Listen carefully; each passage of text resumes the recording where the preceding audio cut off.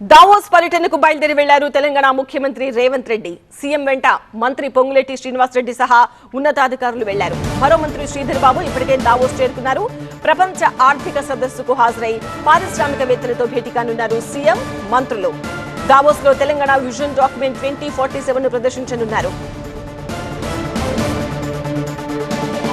ప్రతిష్టాత్మకంగా రూపొందించిన next gen life sciences పాలసీని దావోస్ వేదికగా ఆవిష్కరించనుంది తెలంగాణ ప్రభుత్వం. అంతర్జాతీయ పారిశ్రామిక దిగ్గజాల సమక్షంలో కొత్త పాలసీని సీఎం రేవంత్, మంత్రి శ్రీధర్ బాబు ఆవిష్కరిస్తారు. ఈ పాలసీలో pharma, Biotech, medical devices, research రంగాల్లో భారీ పెట్టుబడుల ఆకర్షణకు చెందిన ప్రత్యేక ప్రోత్సాహకాలను పొందుపరిచారు.